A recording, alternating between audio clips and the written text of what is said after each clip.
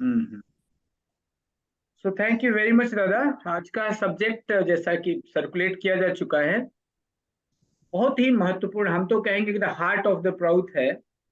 प्राउथ के 5 मूलभूत सिद्धांत, 5 फंडामेंटल प्रिंसिपल्स ऑफ प्राउथ पे हमारे आचार्य विनोद देवदादा जी आज हम लोगों को बताएंगे what are the 5 fundamental principles of प्राउथ।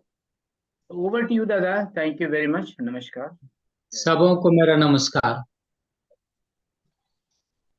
जैसा कि हमारे आदरणीय राजेंद्र दा बताए हैं सब्जेक्ट के बारे में, वास्तविक आज का जो हम लोग का प्राउड का मूलीभूत सिद्धांत है 5, यह प्राउड का आत्मा है। इसको बारीकी से हम लोग समझेंगे तो दुनिया को समझने में और उसका समाधान देने में हम लोग मददगार होंगे।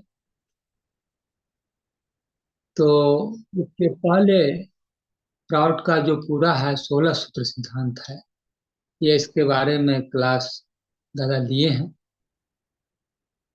और भी क्लास सब हम लोग सुने हैं इसके बारे में। जैसा कि बताया गया है कि पहला है वर्ण प्रधानता चक्र धाराएं, दूसरा चक्र केंद्र से विपरा चक्र नियंत्र का, शक्ति संपातन चक्र गति वर्धन क्रांति, तीव्र शक्ति संपातन गति वर्धन विप्लव, शक्ति संपातन विपरीत धाराएं विक्रांति, तीव्र शक्ति संपातन विपरीत धाराएं प्रति विप्लव, पूर्णावर्तन विक्रांति परिक्रांति, वैचित्रम प्राकृत धर्म समानन भविष्यति, जुग सर्वनिम्न प्रयोजनम सर्वेषां विधेयम, अतिरिक्तम प्रदातव्यम गुणानुपातेन, असर्वनिम्न मानवतम सामाजिक लक्षण।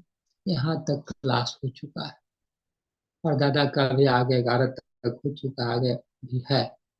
इसमें लेवल 1 का जो है पूरा 5 मूलीभूत सिद्धांत है, जो कि हम लोग का पहला है समाजादेशेन बिना धन संचय कर्तव्य, दूसरा है स्थूल सूक्ष्म कारणेषु चरमो प्रयोग प्रकृतव्य विचार समर्थन बंटन, और इसका तीसरा है व्यष्टि समष्टि शरीर मानस आध्यात्मिक संभावनाएं चरम प्रयोगश्च, चौथा है स्थूल सूक्ष्म कारणे प्रयोगा सुसंतुलिता विधेया, पांचवा है देश काल पात्रे उपयोगा परिवर्तन उपयोगा प्रतिशला भवेयु। तो हम 5 मूलभूत सिद्धांत में हम पहला देखेंगे समाजादेशेन बिना धन संचय कर्तव्य। तो इसके पहले हम लोग जाने कि प्रौढ़ प्रणेता श्री पी.आर. सरकार को यह सिद्धांत क्यों देना पड़ा, इसको हम लोग समझेंगे। तो इसके पृष्ठभूमि में हम लोग थोड़ा जाने यह सामाजिक अवस्था किस प्रकार से ऐसा हुआ कि बाबा को देना पड़ा। तो कहते हैं इस पृथ्वी का एक नाम है वसुंधरा, अर्थात अपनी कोख में धन धारण करने वाली धरती, और इसी वसुंधरा धरती के 3/4 भाग में असीम सा दिखाई देता हुआ समुद्र फैला हुआ है, जिस समुद्र का एक नाम रत्नाकर है, अर्थात अपने गहन तल में रत्नों का अगाध भंडार रखने वाला। अब मन में एक सहज प्रश्न उठता है कि 3/4 भाग में फैले हुए रत्न भंडार संपन्न समुद्रों के किनारे और 1/4 भाग में जमी हुई वसुंधरा धरती के बक्ष पर विश्व निवास करने वाले 2 पैर के प्राणी मनुष्यों को उनकी मननशीलता के कारण सर्वश्रेष्ठ बुद्धिमान प्राणी के नाम से जाना जाता है। फिर यह आश्चर्य नहीं है कि यह सर्वश्रेष्ठ प्राणी मनुष्य जाति की बहुत बड़ी संख्या इस 21वीं सदी के वैज्ञानिक रूप से विकसित बुद्धिवादी युग इंटेलेक्चुअल एज में भी अन्न के अभाव में भूखी है, पेयजल के अभाव में प्यासी है, वस्त्र का अभाव में नंगी अधनंगी है, गृह विहीन रहकर ही चिलचिलाती धूप वाले ग्रीष्माकाश काल में और हड्डी कपा देने वाले शीतकाल में मृत्यु वरण के लिए विवश है। क्या विचित्र बात। इस आश्चर्यजनक विचित्रता के संदर्भ में एक जिज्ञासु का मन स्वाभाविक रूप से बेचैन हो उठता है। या तो पृथ्वी का नाम वसुंधरा और समुद्र का नाम रत्नाकर बिल्कुल सफेद झूठ है, या इस पृथ्वी के सर्वश्रेष्ठ प्राणी मनुष्य जाति की बुद्धि काम, क्रोध, लोभ और मोह आदि के मनोविकार से प्रदूषित होकर समाजघाती और आत्मघाती बुद्धि, सुसाइडल इंटेलेक्ट बन गई, जिसका दुष्परिणाम ही हम लोग अपने व्यक्तिगत जीवन के साथ साथ समष्टिगत जीवन में भी दरिद्रता, संत्रास, असंतोष, कलह, दुराचार, भ्रष्टाचार, व्यभिचार, विक्षोभ, हिंसा, प्रतिहिंसा और विश्व स्तरीय विनाशक युद्ध के रूप में भोग रहे हैं। यह स्थिति है। पूरा देश दुनिया एक नाजुक मोड़ से दौड़ रहा है। मनुष्य का बुद्धि विवेक जब समाप्त हो जाता है, कोई रास्ता दिखाई नहीं देता है। कहा गया है ना, ये स्थिति समाज का होता है कि जहां देखे वहीं पर हताशा है। कहता है कि एक उल्लू काफी है बर्बाद गुलिस्ता करने को, जहां हर साख पे उल्लू बैठा अंजामे गुलिस्ता किया होगा। पूरा दुनिया में इस ढंग से अस्त व्यस्त है। लेकिन उस वक्त में भी जब स्थिति ऐसा हो जाता है तो आते हैं महासद्दीप परम पुरुष परमात्मा इस शरीर धारण करके इस धराधाम पर रास्ता दिखाने के लिए, और वो आश्वासन देते हैं यह कहकर, जदा जदा ही धर्मस्व ग्लानिर्भवति भारत अभ्युत्थानम धर्मस्त्रात्मनम सृजाम्यहम् परित्राणाय साधूनां विनाशाय च दुष्कृतां धर्म संस्थापनार्थाय संभवामि जुगे जुगे।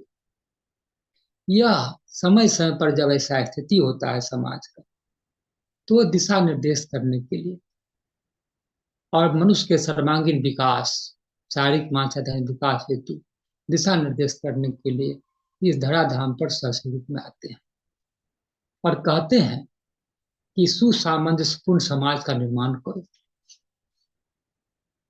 और वह जब सुसामंजस्यपूर्ण निर्माण का विधान दे जाते हैं, वह कहते हैं कि सुसामंजस्यपूर्ण समाज व्यवस्था में कोई यश यानी जस या अर्थ के लोभ में पड़कर पगले कुत्ते की भांति दौड़ धूप नहीं करेगा।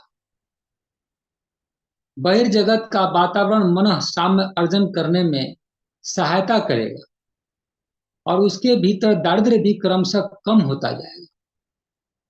प्राउड के कनिका में, प्राउड के पहले भाग में कहा गया, स तु भवत दरिद्र स तु भवती दरिद्र जस आशा विशाला मनसी च प्रतुष्टे कोर्थवान को दरिद्र, कि जिसका आशा आकांक्षा विशाल है वह दरिद्र बना रहेगा, वही दरिद्र है। और जिसका मन प्रतुष्ट होता है, हैप्पी है, खुश है, संतुष्ट है, उसके लिए कोई फर्क नहीं पड़ता है कौन है धनी या कौन गरीब, कोर्थवान को दरिद्र।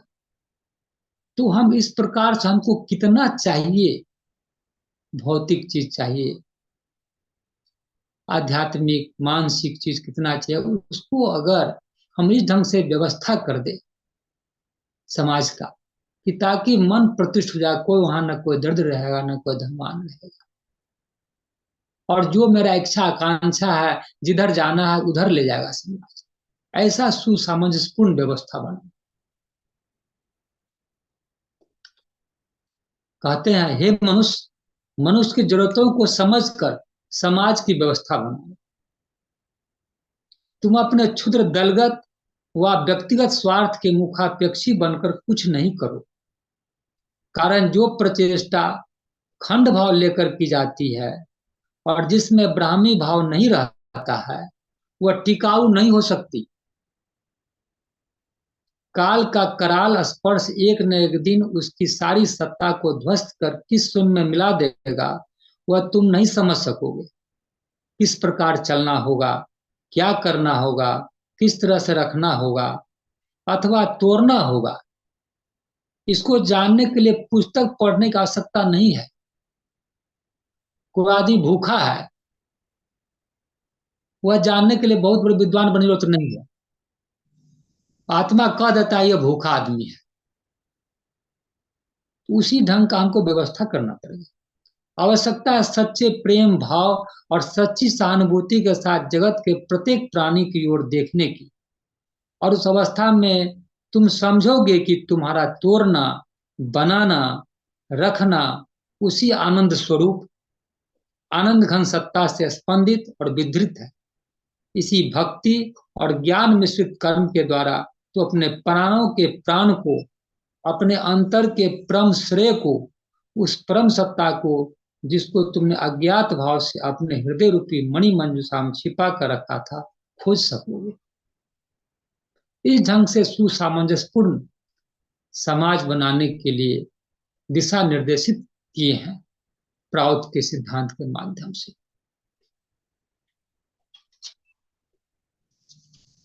तो इसके लिए हम लोग जैसा कि बताए हैं कि इसकी पृष्ठभूमि हम लोग जानेंगे कि किस प्रकार से सिद्धांत आते रहे हैं और समाज के धारा में उस वक्त इस पर जरूरत था और कैसे उसका आगे बढ़ता गया, और फिर उससे जब समाधान नहीं हो सका तो कैसे फिर नए सिद्धांत को, प्रणेता को देना पड़ा।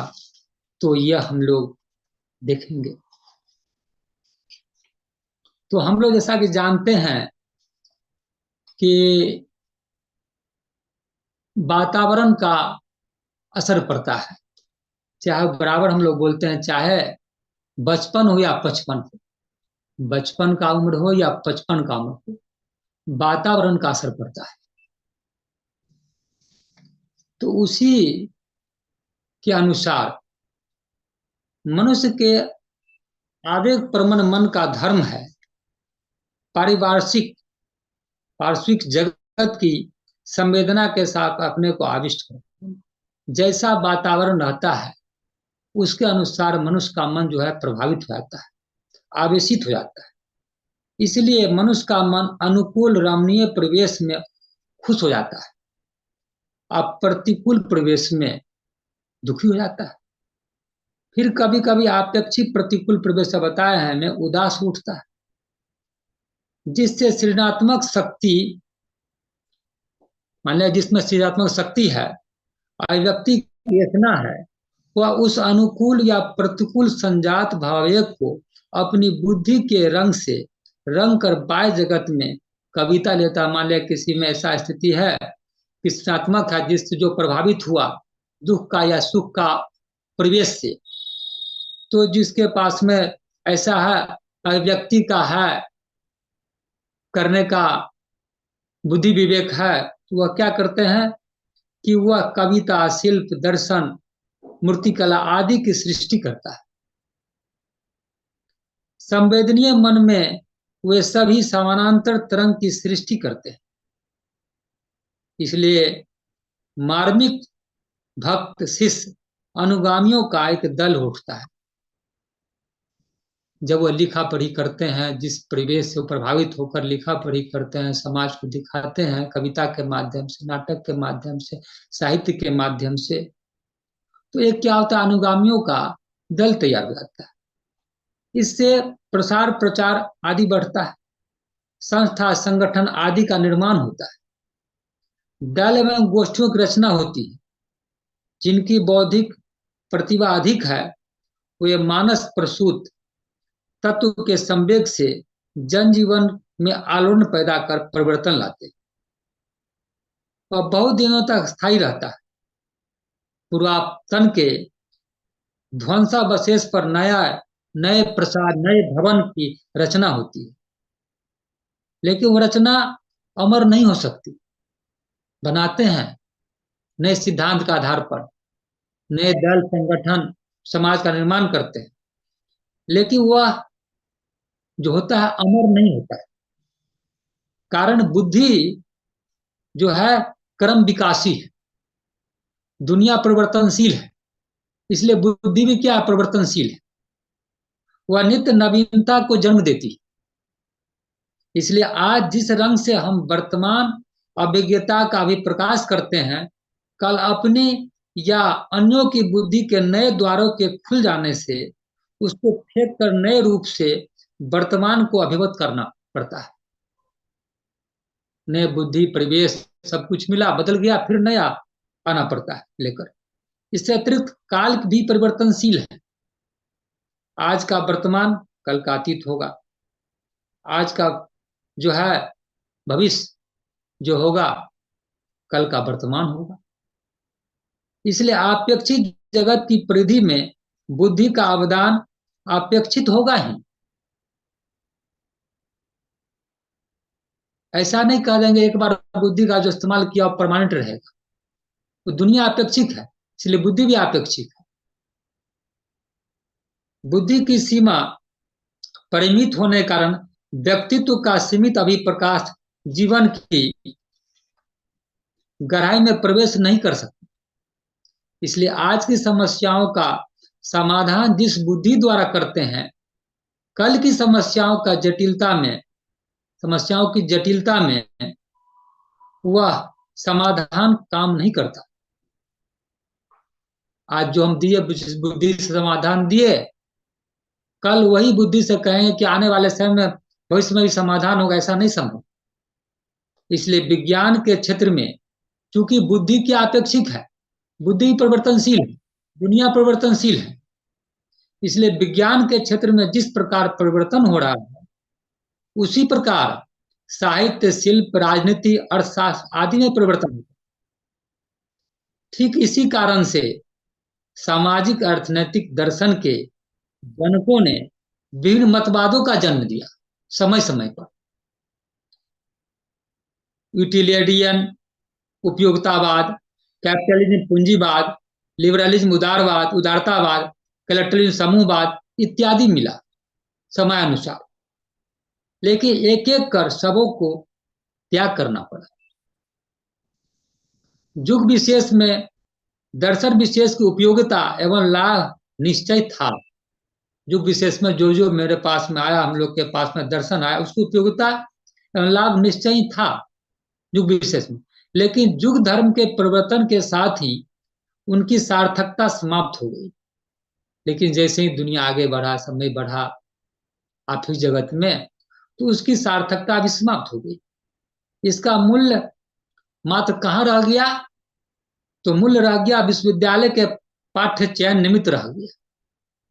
विश्वविद्यालय में पढ़ने के लिए रह गया कि कौन कौन सिद्धांत आए और क्या क्या कर गए समाज दुनिया में। संक्षेप में इस परिणाम के दो कारण हैं। प्रथम, देश विशेष एवं काल विशेष के संदर्भ में पात्र विशेष के प्रति सहानुभूति से दार्शनिकों का मन आविष्ट हो गया था। जब जो सिचुएशन देखा वातावरण में, समाज में, उससे क्या हुआ, उस परिवेश से दार्शनिकों का क्या हो गया, मन प्रभावित हो गया, आविष्ट हो गया। और द्वितीय, उस दर्शन के मूल में सीमित एवं अपेक्षित बुद्धि थी, क्योंकि जो बुद्धि थी अपने सीमित बुद्धि से उसने दिया था समाधान। तो जो उसका दूसरा था, मूल में क्या था कि सीमित एवं अपेक्षित बुद्धि थी, जिसमें सर्वव्यापकता नहीं थी, सर्वांगीण विकास का उसमें समावेश नहीं था।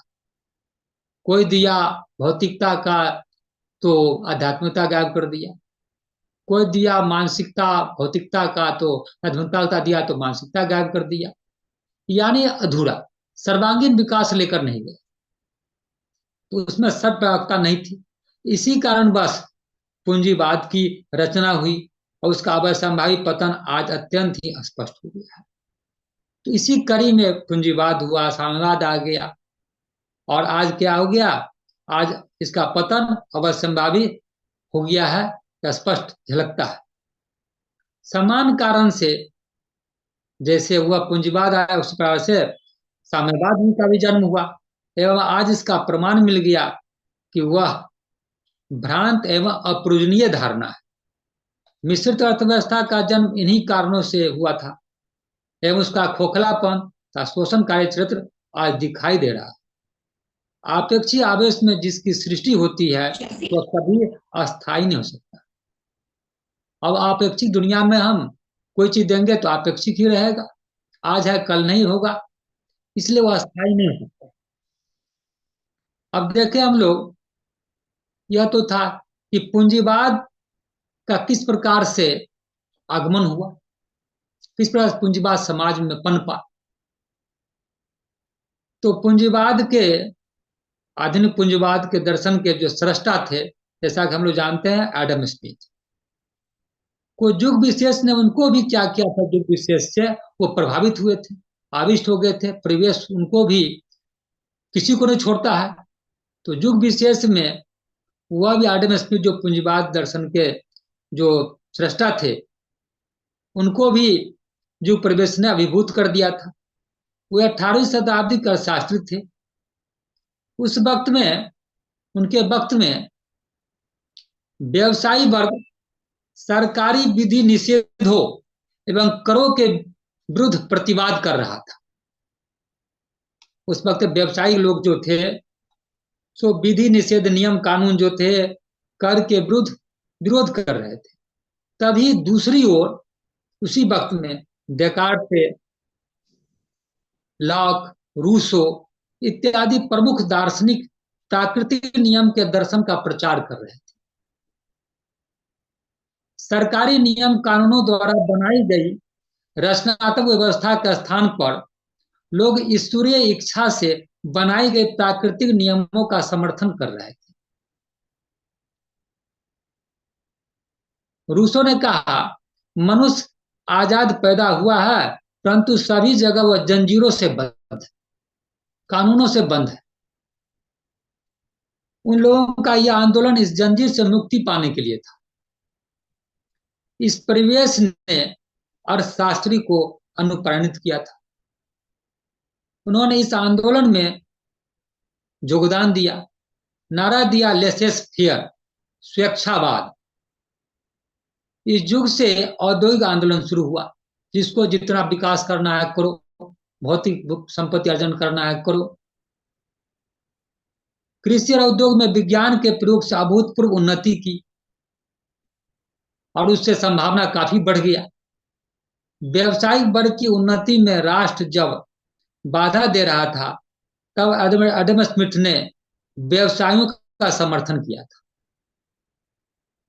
कि क्यों, आजाद पैदा हुआ है, आजाद रहना चाहिए, जिसको जो मन है करना चाहिए, जंजीर में आबद्ध क्यों रहेगा। तो व्यवसायी वर्ग की उन्नति में जब राष्ट्र जब बाधा दे रहा था, कानून व्यवस्था, तब एडम स्मिथ ने व्यवसायियों का समर्थन किया था। उन्होंने कहा समाज का मूल धर्म है आत्म प्रेम। एडम स्मिथ ने कहा था समाज का मूल धर्म आत्म प्रेम है, आत्मस्वार्थ है।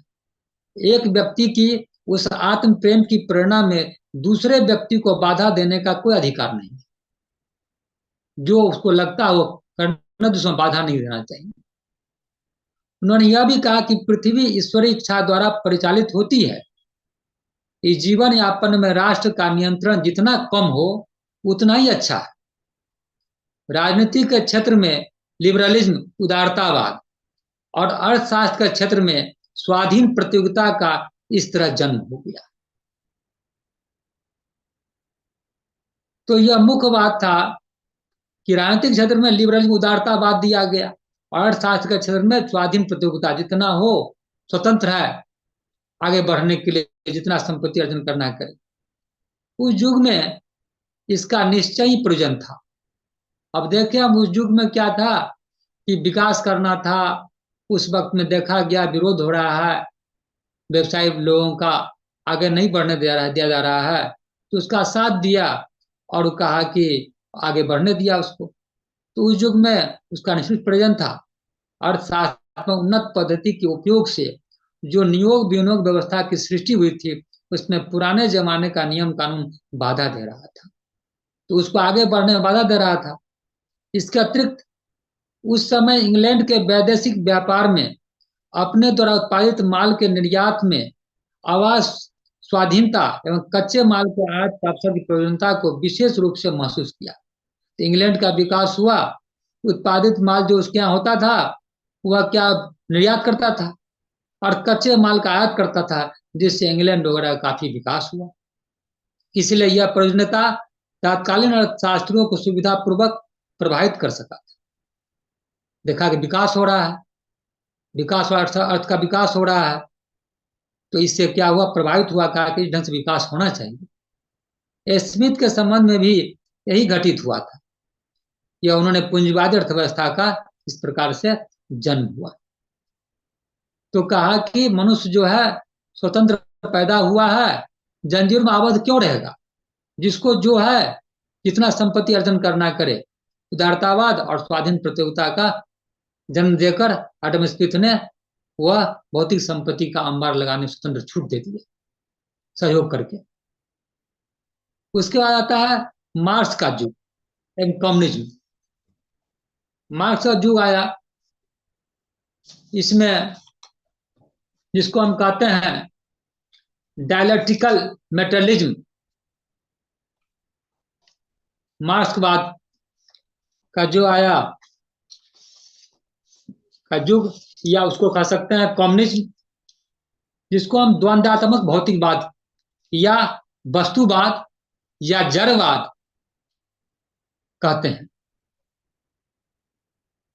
उसके बाद हम लोग देखते हैं मिश्रित व्यवस्था आया, गणतंत्र आया। तो जितनी व्यवस्था है, यह बात सही है, उसमें गणतंत्र को सर्वोच्च माना जाता है। मार्क्सवाद आया, जड़वाद आया, भौतिकवाद आया, तो वस्तुवाद उसी को कहते हैं। मिश्रित व्यवस्था आया, उसके बाद गणतंत्र आता है। तो यह जितनी व्यवस्था, उसमें यह बात सही है, गणतंत्र को सर्वोच्च माना जाता है। बाबा भी कहे हैं कि वर्तमान नेता के जुबान पर हमेशा गणतंत्र रहता है। बाबा एक बात बताते हैं कि गणतंत्र जितनी व्यवस्था, उसमें अच्छी व्यवस्था माना जाता है, और वर्तमान नेता के जुबान पर तो हमेशा गणतंत्र रहता ही है, और लगता है यही सब कुछ है। तो गणतंत्र लोगों का कल्याण क्यों नहीं कर पाया अब तक। यहां पर वस्तुवाद का मतलब है कार्ल मार्क्स, मार्क्सवादी विचारधारा, कम्युनिस्टिक विचारधारा, इसको बोला जाता है। मार्क्सवादी विचारधारा को ही कम्युनिस्टिक विचारधारा या वस्तुवाद कहा जाता है, उसी को द्वंद्वात्मक भौतिकवाद कहा जाता है। तो इसको द्वंद्वात्मक भौतिकवाद या वस्तुवाद, अब है क्या, इसे द्वंद्वात्मक नाम क्यों दिया गया है, क्यों बोला गया है, इसमें द्वंद्व क्या है, इसमें कंट्राडिक्शन क्या है। कार्ल मार्क्स के पहले यूरोप में, कार्ल मार्क्स के पहले यूरोप में भाववाद का एक दर्शन फैला हुआ था, जिसमें अरस्तु और हेगल ये दोनों भाववाद को मानने वाले थे। इनका कहना था ये दुनिया भाव से जन्म लिया है, यह दुनिया जो है सो भाव से जन्म लिया है और भाव में ही समाप्त हो जाएगा। और इसे भाववाद का नाम देने के और कई कारण हो सकते हैं। इस दुनिया में एक वास्तविक परंपरा है, और वह क्या है, वह जिस चीज को देखते हैं उसी को मानते हैं, वह जिस चीज को देखते हैं उसी को मानते हैं, और जिस चीज को नहीं देखते हैं उसको नहीं मानते हैं। और अगर प्रश्न कर दिया जाए कि बहुत ऐसे चीजें हैं जिसे हम नहीं देख पाते लेकिन हम उसे मानते हैं, जैसे बहुत ऐसे सूक्ष्म तत्व हैं, इलेक्ट्रॉन, प्रोटॉन, माइक्रोवाट, ITC, लेकिन मान गए ये हैं, मानते तो हैं कि ये हैं, लेकिन उसे अब क्या बोलेंगे, क्या उसे वस्तुवाद बोलेंगे,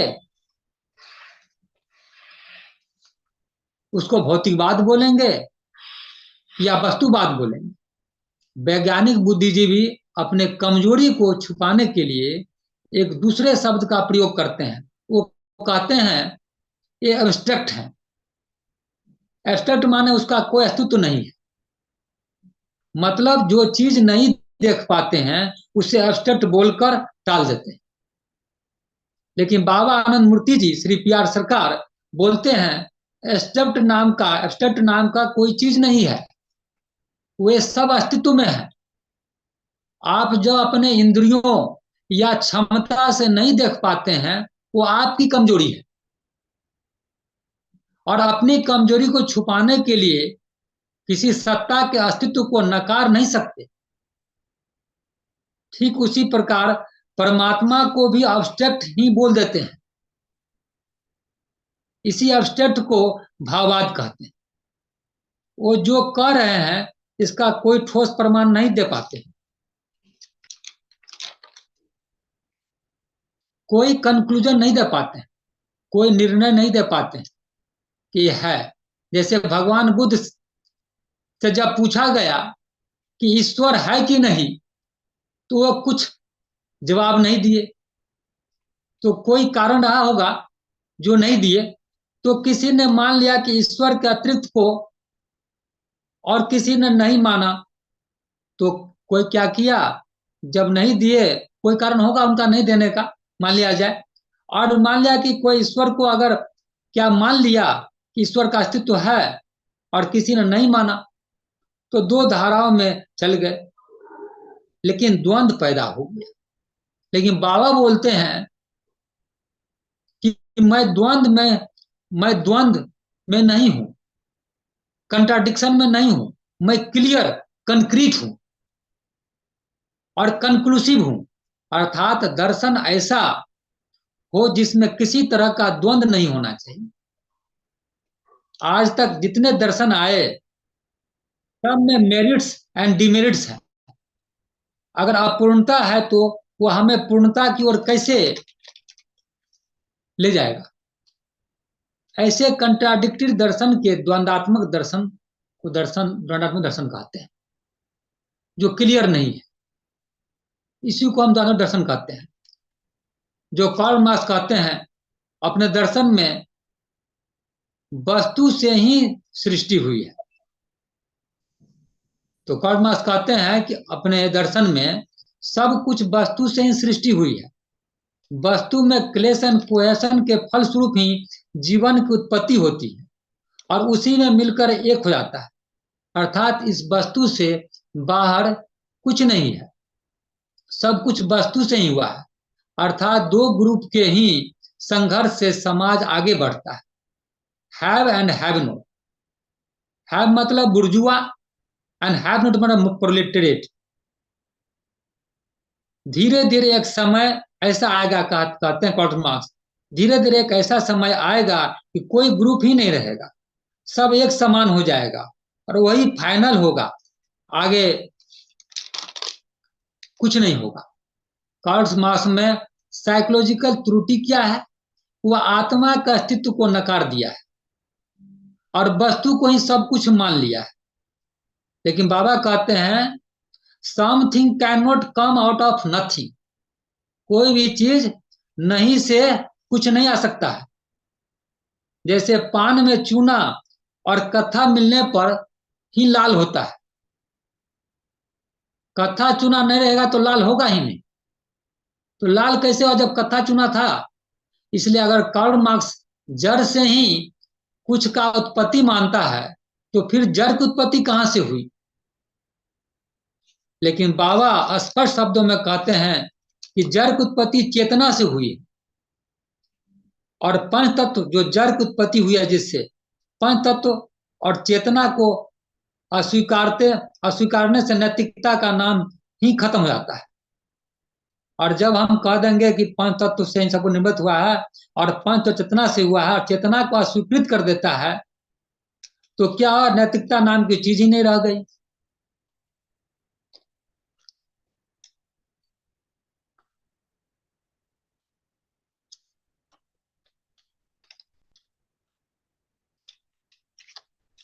और वास्तविक सत्य क्या है।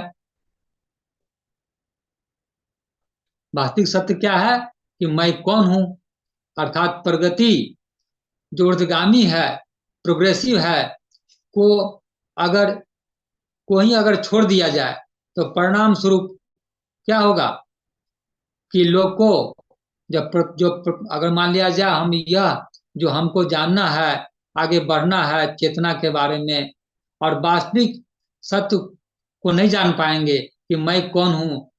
अर्थात जो प्रगति होने का ऊर्ध्वगामी जो जो व्यवस्था है, प्रोग्रेसिव जो होना चाहिए, वह क्या होगा, नहीं हो पाएगा। और जब इसमें जब चेतना के बारे में, प्रगति के बारे में, मैं कौन हूँ क्या हूँ, तो उसके पास में कोई स्थान ही नहीं है। तो क्या होगा कि लोग को इसको लागू करने के लिए बहुतों को, जैसा इतिहास में बताया गया है, कि वह बहुत आगे चलकर बहुत जो हुआ खूंखार किस्म का व्यवस्था लागू करना पड़ा। जैसे परिणाम स्वरूप क्या हुआ, इसको लागू करने के लिए बहुत लोगों को जान गंवाना पड़ा। रसिया, क्यूबा, स्पेन, लाओस जो है, बर्मा, चाइना, जहां जहां इसका शासन चला वहां वहां भयंकर शोषण चला, क्योंकि इसके सामने में किसी प्रकार का लक्ष्य नहीं था, केवल वस्तुवादी ही सब कुछ था, विचारधारा। तो इस प्रकार से कहने का मतलब है कि यह जो पूंजीवाद से जो इसका जो आया था उदारतावाद, स्वच्छतावाद, इसका परिणाम शुभ नहीं हुआ। इस उदारतावाद और स्वच्छतावाद के प्रवृत्ति युग के जनमानस में विपुल स्पंदन की सृष्टि किया।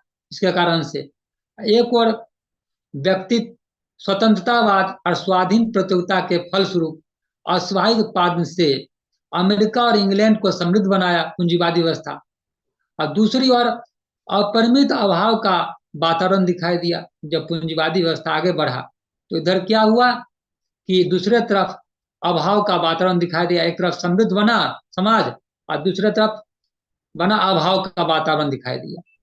यह उपलब्धियों और कष्टों, वैज्ञानिक आश्वासनों और धूमिल प्रति धार्मिक मान्यताओं, सती पूर्ति, बढ़ते हुए अभावों का युग था। श्रमिक व पूर्णतः वस्तुवादी बन गया था पूंजीवादी व्यवस्था में। फैक्ट्री के आंगन में मृत्यु की कढ़ाई रखी रहती थी, जिसमें काम करते करते मरने वाले बाल श्रमिकों के मृत शरीर को कुत्ता और सियार की तरह फेंक दिया जाता था। जीवन का एकमात्र लक्ष्य था मुनाफा कमाना। स्पेन के कहावत का अनुसार था, भगवान का कथन है कि जो चाहते हो संसार से ले लो, लेकिन इसकी कीमत चुका दो। मनुष्य क्या था पूंजीवादी व्यवस्था में, आत्म केंद्रित हो गया था।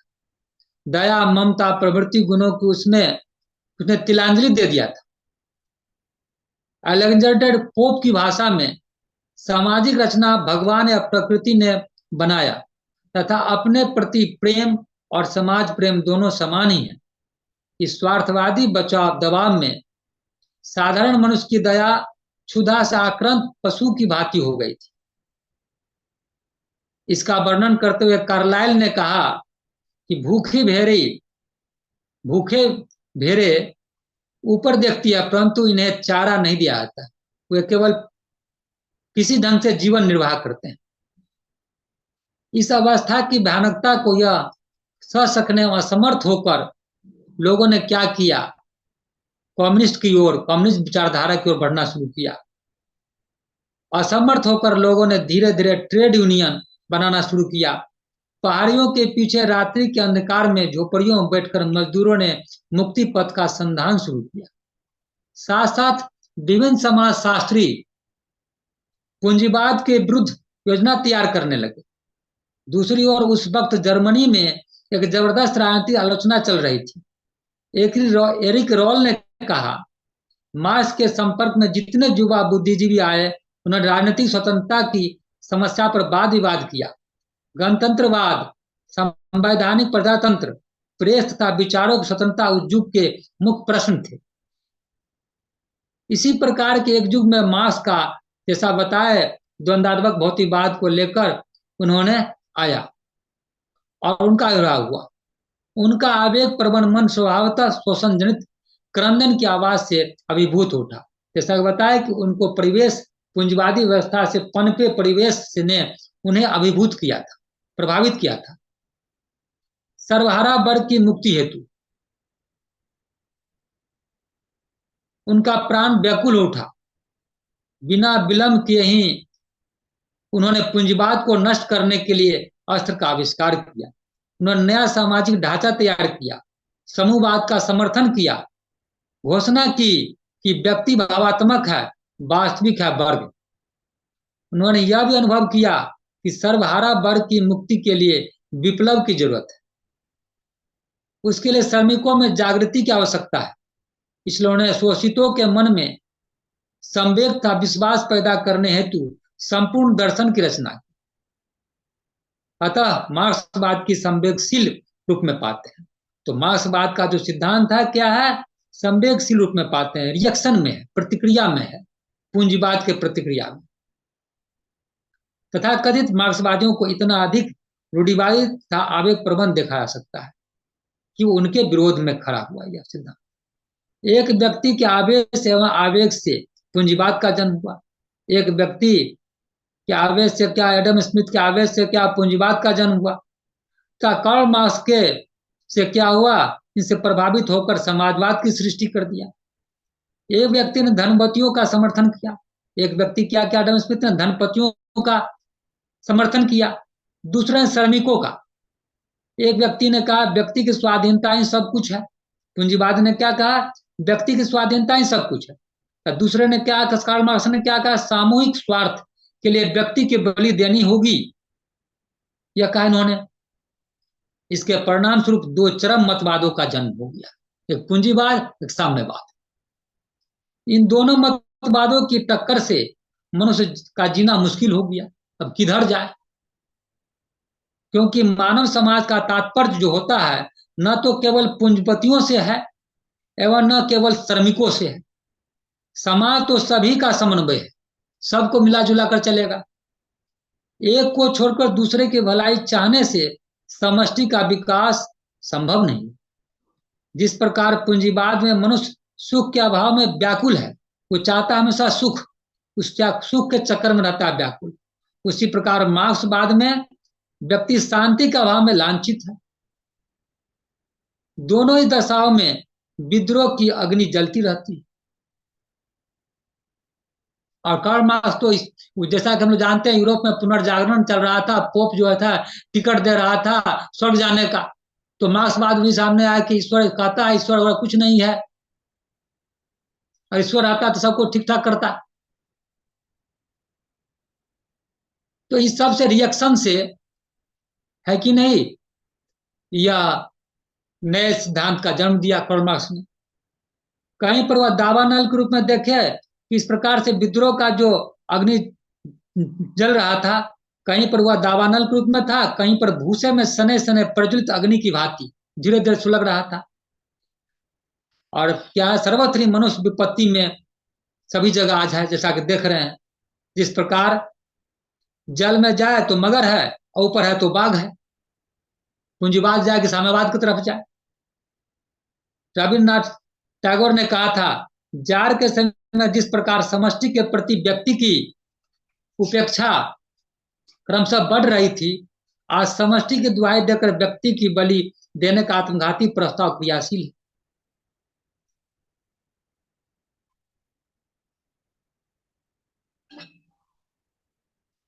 तो व्यक्ति रहित व्यष्टि की इस अवास्तविकता को इंसान कभी बहुत दिनों तक सहन नहीं कर सकता। समाज से लोभ के दुर्गों को विजय कर नियंत्रित करना होगा, लेकिन व्यक्ति को बैतरनी पार कराकर समाज की रक्षा कौन करेगा। आज कम्युनिस्ट देशों में जो अवदमित विद्रोह का ही प्रकाश देखने को मिलता है, उसका यही कारण है। दूसरी ओर अमेरिका जैसे संपत्ति अभिमानी देश के यहाँ भी दरिद्रता का और के रूप में हाकार वहां भी देखा जाता है।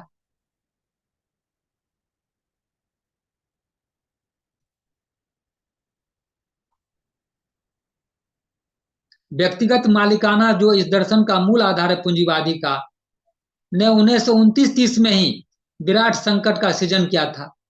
से नामक अर्थशास्त्री की नीति थी, आपूर्ति स्वयं अपनी मांग की सृष्टि करती है। इस नीति ने अमेरिका एवं अन्य देशों में भीषण मंदी की सृष्टि की थी। इससे बचाने के लिए केन्स ने अपने नियमित अर्थव्यवस्था की नीति का प्रवर्तन किया था। पूंजीवाद विराट आसन्न मृत्यु के मुंह में जाने से बच गया, किंतु मुनाफाखोरी की तीव्र वासना ने मनुष्य को बहुत पतित कर दिया। प्रवक्ता श्री पी.आर. सरकार ने कहा, खून चूसने वाले इस पिशाच वैश्य का स्वभाव समझना कठिन है। वह दिया हुआ देश आज की समस्या में वे कभी भी विशुद्ध जल छान कर पीते हैं, कभी कभी विशुद्ध जल छान कर पीते हैं, और कभी कभी दूषित खून को बिना छाने पी जाते हैं। वे कभी कभी उपभोक्ता के सिर पर पदाघात करते हैं, और कभी कभी उसके तलवा में तेल मालिश करते हैं। आजकल वैश्यों के लोभ वृत्ति पर से लगाम हटाकर उसे मुक्त रूप से विचरण करने के लिए छोड़ दिया गया है। ये सिर्फ खून पीकर ही शांत नहीं होते, हार मांस भी खाते हैं और चमड़ा से डुगडुगी बजाकर उसे बजाते हुए धार्मिक प्रवचन देते हैं।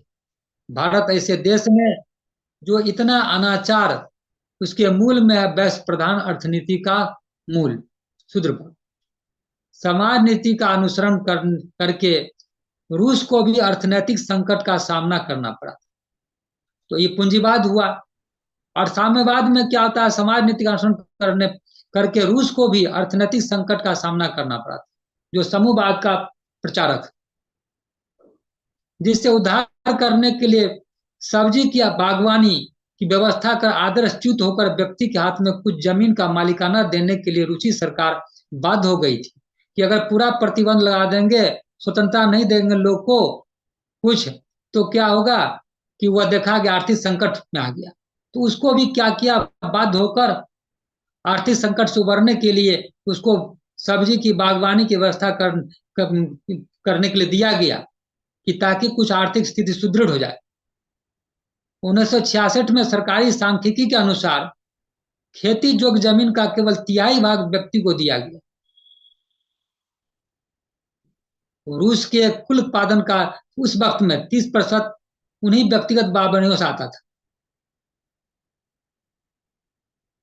इसलिए बाध्य होकर सरकार के आजीवन स्तर को सीमित कर दिया था, वह कुछ उसको देकर। इसलिए हम स्पष्ट रूप से क्या हम लोग निष्कर्ष पर पहुंचते हैं कि आज के मानव समाज के लिए पूंजीवाद और कम्युनिस्ट दोनों ही अनुपयोगी।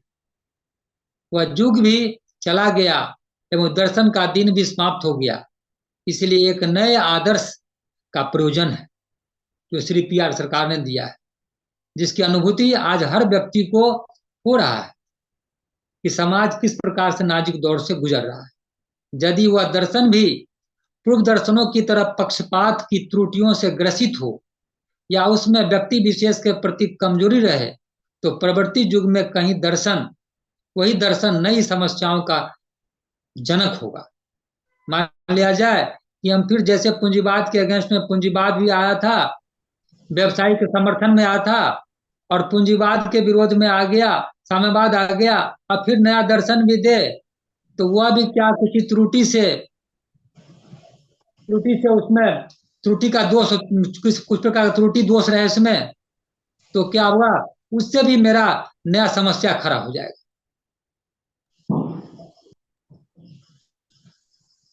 समस्या में विश्व के आदर्श शून्य मानव जीवन का समाज जीवन में आज एक ऐसे दर्शन का प्रयोजन है जिसमें एक ही साथ दो विशेषताएं। प्रथम, वह प्राचीन दर्शनों की खामियों से मुक्त हो। अब हमें ऐसा दर्शन चाहिए जो कि प्राचीन दर्शन का जो खामी था उससे मुक्त हो, तथा वह संपूर्ण रूप से व्यवहारिक एवं करणीय हो। ऐसा दर्शन हमें चाहिए जीवन के तीनों पहलुओं का, जिसमें ध्यान रखा गया हो, भौतिक, मानसिक, आध्यात्मिक। इसलिए संपूर्ण संसार का स्थूल, सूक्ष्म और आध्यात्मिक संपदाओं का उपयोग करके मनुष्य की भौतिक, मानसिक, आध्यात्मिक बुभुक्षा, जो भूख है, की तृप्ति करनी होगी। और उस दर्शन के प्रतिपादन में केवल बुद्धि की सहायता से काम नहीं चलेगा, असीम बोधि के रत्न भंडार से उस दर्शन का चयन करना होगा। सिद्धांत जो होगा सार्वदैशिक, सार्वकालिक और सार्वपात्रिक होगा। प्रवत वैसा ही दर्शन जो प्रवत प्रणेता श्री प्रभात रंजन सरकार इसके प्रवक्ता हैं। इस महान दार्शनिक का चिंतन 20वीं शताब्दी के मानव के बौद्धिक जगत में, विशेष रूप से समाज दर्शन अर्थात अर्थनैतिक दर्शन के क्षेत्र में एक बहुत बड़ा संधान है। पृथ्वी के प्रचलित मतवाद को सामूहिक रूप से इस प्रकार किसी ने चुनौती नहीं दिया था आज तक। श्री प्रभात रंजन सरकार के नूतन समाज दर्शन और अर्थनैतिक चिंतन ने गत 2 शताब्दियों के चिंतन प्रवाह को के जड़ को ही प्रकंपित कर दिया, जो विप्लवी चेतना से ओतप्रोत है। आज के शोषित मानव के सामने इस ऐतिहासिक पुरुष और उसके महान चिंतन से परिचित होकर बेहतर समाज विप्लव के पथ में कदम दर कदम आगे चलने का अतिरिक्त अन्य कोई रास्ता नहीं है। प्रौथ ही इसका मात्र यह मकर ध्वज है इस समस्या का। विक्षुब्ध मानवता जब शोषण के दमन चक्र यंत्र की पिसाई नहीं सह पाती, जब स्वयं अन्यों की अवस्था में उन्नति पाना संभव नहीं रह जाता, तब उसके समक्ष हताशा एकमात्र अवलंबन रहता है। आज के मानव समाज में उसी प्रकार एक विराट हताशा की आह का अनुभव किया जा रहा है। एक दिशा में जिस प्रकार कोई दृढ़ नेतृत्व नहीं है, उसी प्रकार दूसरी दिशा में कोई सुपरिचित कार्यक्रम नहीं। मानव कल्याणकारी कोई सामाजिक अर्थनैतिक दर्शन भी नहीं है। इसलिए एक और मनुष्य दिग्भ्रमित हो गया है एवं अंधे पथ प्रदर्शक के नेतृत्व में ऐसी अवस्था में पहुंच गया है जिससे तटस्थ अवस्था कह सकते हैं, और तनिक भी अपने बढ़ने का भय या तरंगों से भरे समुद्र की अतल गहराई में चला जाएगा। इसलिए जरूरत है वज्र मुष्टिका से इस गति को प्रतिहत करने तथा दृढ़ शब्दों में सावधान रहने की घोषणा करने की, और साथ साथ नया रास्ता भी दिखाना होगा। और पूंजीवाद और साम्यवाद दोनों ही ने इंसान की छाती को जगदल पत्थर के भार से दाब दिया तथा तब मध्य मार्गियों ने मिश्रित आर्थिक व्यवस्था का आविष्कार किया।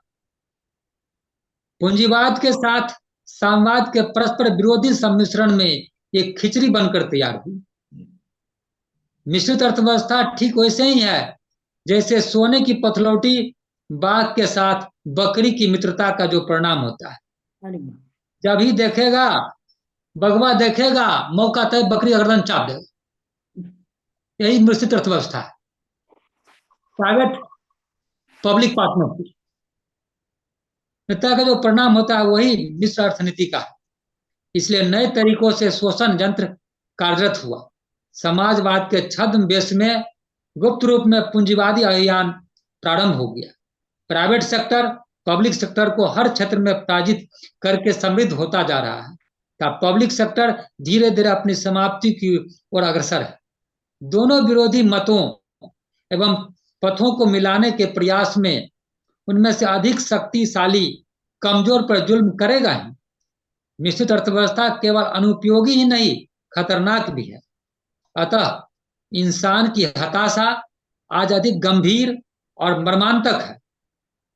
पूंजीवाद गया, समाजवाद गया, दोनों को मिलाकर देखा गया, वह भी गया, परंतु कहीं कुछ नहीं मिला। इसके बाद क्या है? इससे अधिक इंसान की सीमित बुद्धि क्या कर सकती थी? इसलिए लाचार होकर शांति पूर्वक सहते जाना और निर्जन स्थान में आंसू बहाना पड़ता। ठीक उसी समय प्रगतिशील उपयोग तत्व का जन्म हुआ। यह पूर्णतः एक नया दर्शन है। इसका आधार क्या है? आध्यात्मिकता है, स्पिरिचुअलिटी है। इसकी शाखा प्रशाखाएं जीवन के प्रत्येक क्षेत्रों में फैली हुई। मानव इतिहास में प्रथम बार एक पूर्ण दर्शन का प्रतिपादन हुआ। आध्यात्मिकता के कल्याण बारी से सींचकर किस प्रकार राजनीति, अर्थनीति, समाज नीति, शिक्षा इत्यादि में आमूल परिवर्तन लाया जा सकता है, प्रौत उसका प्रथम अनुपमेय एवं ज्वलंत दृष्टांत।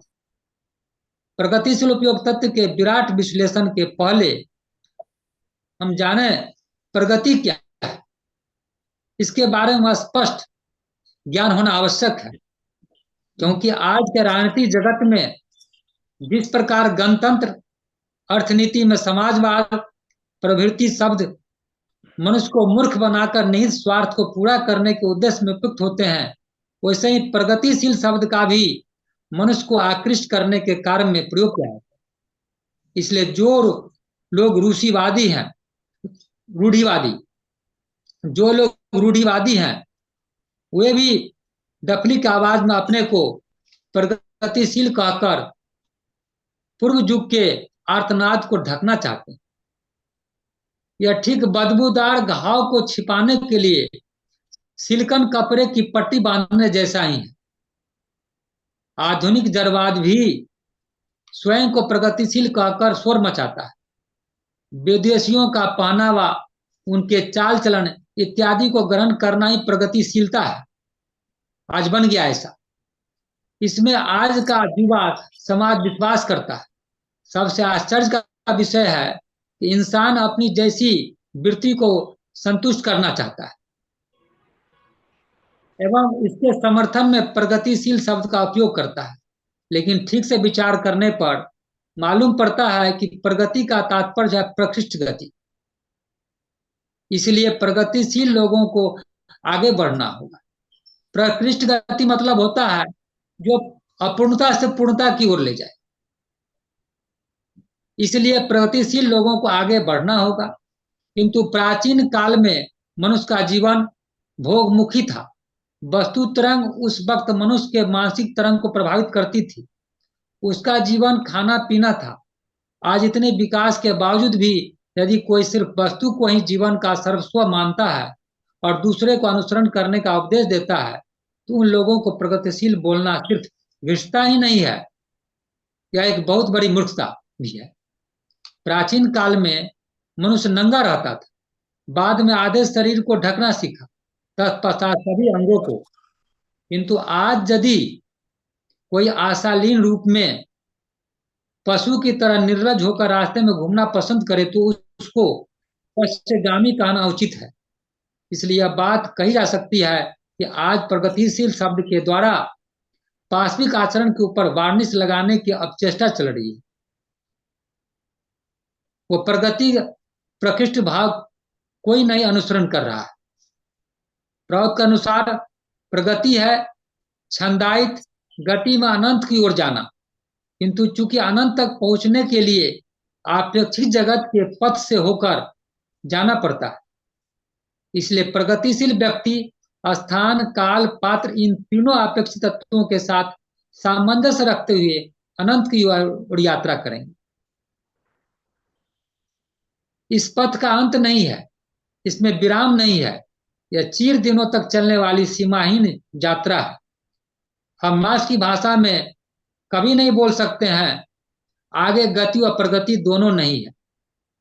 चिर वांछित अवस्था पूर्णता को प्राप्त होगा।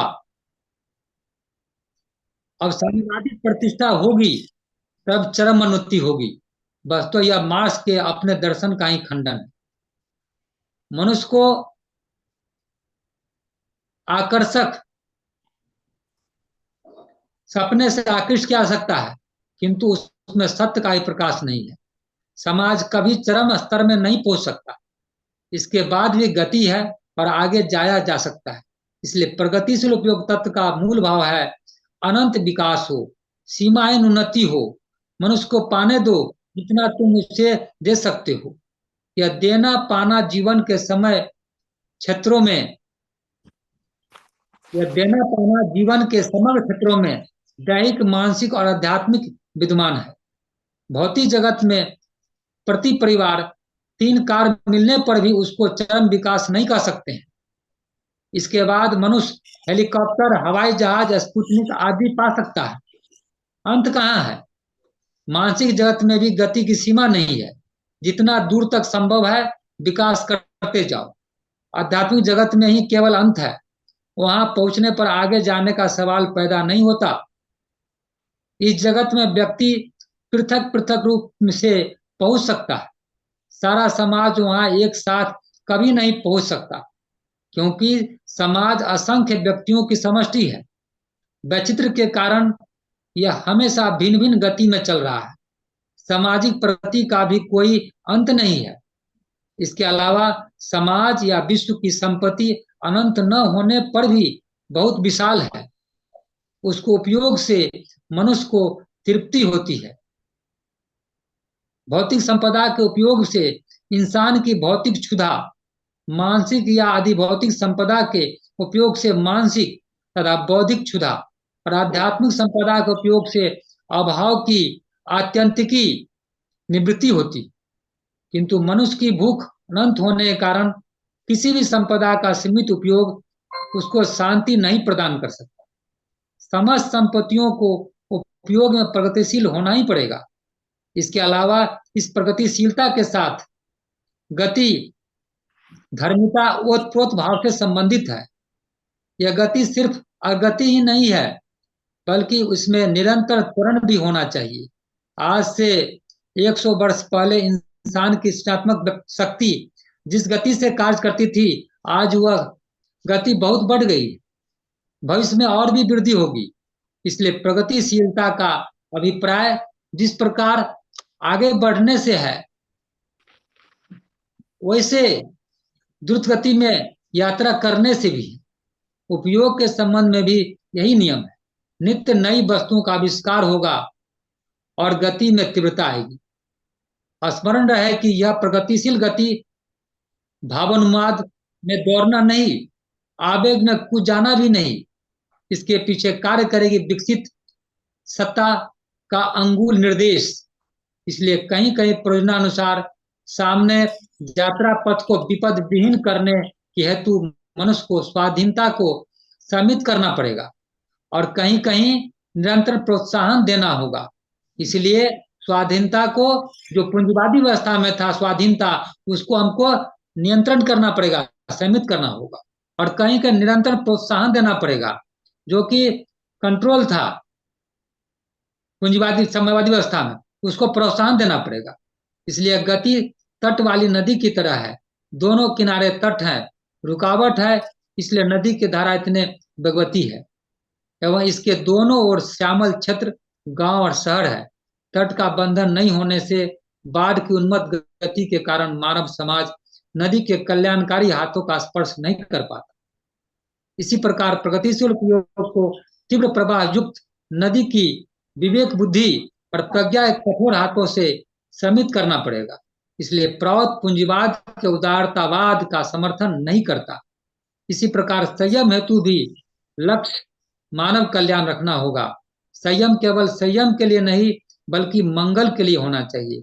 इसलिए जहां जितना बंधन देने से काम चल सकता है, वहां उतना ही देना पड़ेगा। लौ पर्दे के पीछे सब मनुष्य की दृष्टि नहीं जा सकती। वहां बंदूक की नली की ताकत से मनुष्य पर आधिपत्य का विस्तार किया सकता है, लेकिन कल्याण नहीं किया सकता। इसलिए प्रौढ़ साम्यवाद के टोटलियरियन नीति जो का भी समर्थन नहीं करता। प्रौढ़ की नीति है व्यक्ति की स्वाधीनता और सामाजिक हित के बीच समन्वय करेगा। तो प्रौढ़ स्वाधीनता भी देता है और सामाजिक हित के लिए छूट भी देता है, वो दोनों के बीच समन्वय करता है।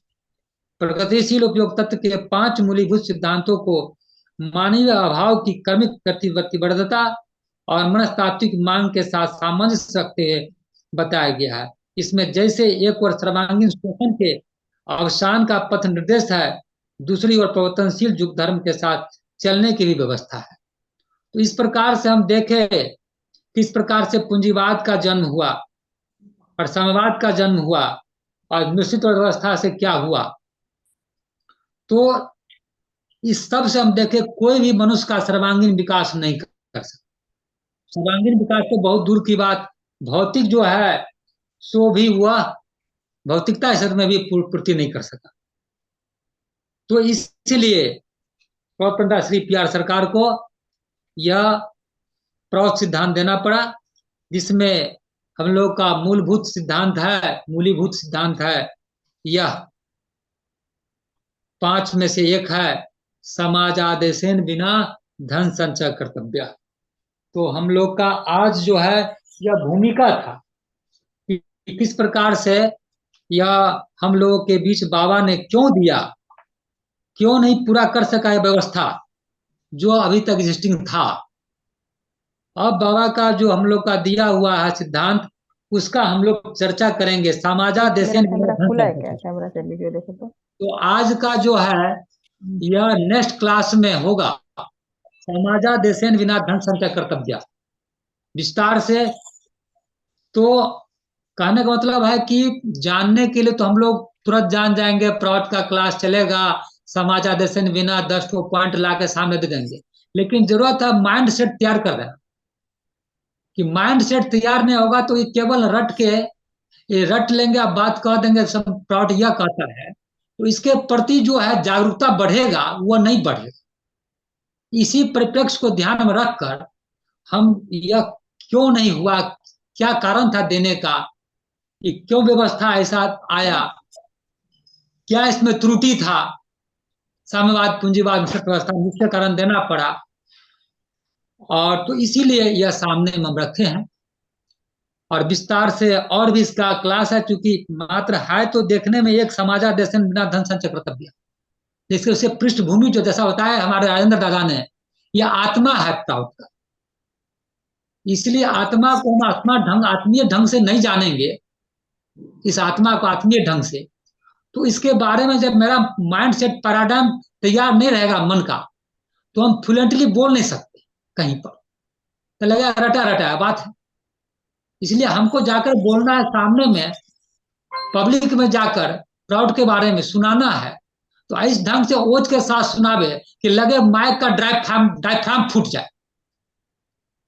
इस ढंग से हमको याद है कि एक एक हुआ, अभी हैं जीवित, हमारे मोकामा के मधु दादा, तो एक बार प्रचार करने का मौका हमको मिला उनके साथ में, तो प्राउड का ही प्रचार प्रसार होता था, तो इतना जोरदार ढंग से बोलते थे वो। जब कोई एजेड पर्सन थे, लगभग उस वक्त उनका एज रहा होगा 50 के आसपास, 55 के आसपास रहा हो, और इस ढंग से बोलते थे कि चलते हुए व्यक्ति को यूं टर्न कर लेते थे अपनी तरफ, इतना जोर से बोलते थे, डायफ्राम फूट जाए। कब बोल सकते हैं? जब पूरा कंसेप्शन क्लियर रहेगा अपने दर्शन के बारे में, और नहीं तो रटा रटा टवा टवा करते रहेंगे मैक पर जाके। तो हमको क्या करना है, जागरूक करना है। तो इसीलिए हम समय का थोड़ा सा अधिक आप लोग का ले लिए भूमिका में, कोई बात नहीं दादा, ठीक। तो इसीलिए हम यही शब्दों के साथ में आज का क्लास हम यहीं पर समाप्त करते हैं, चूंकि 9 बज गया लगभग। तो हाँ, तो नेक्स्ट क्लास में इसका फिर चलेंगे हम लोग, प्रॉग का मूलभूत सिद्धांत, और इससे रिलेटेड कोई क्वेश्चन हो तो दादा पूछ लिया जाए। सॉरी दादा, मेरा ऑफिस चल रहा है तो लेट ज्वाइन किया मैंने, पहले ज्वाइन ओके नहीं ओके, कर पाया। you will get the recording, no issue. Okay. कि do we have any link, क्या हमारे पास प्रौध किताब की कोई सॉफ्ट कॉपी या डिजिटल लिंक है जो कि हाँ यंग दीदी, जनरेशन पढ़ सकता हो? Yes yes. क्या वो चैट बॉक्स में डाल सकते हैं? चैट बॉक्स में नहीं डाला सकता है दीदी, आप अमेजोन में विजिट कर सकती हैं, और लिंक है वो, सॉफ्ट कॉपी अवेलेबल है, 1700 समथिंग में विद जीएसटी मिलता है, एंटायर ऑलमोस्ट 274 बुक्स।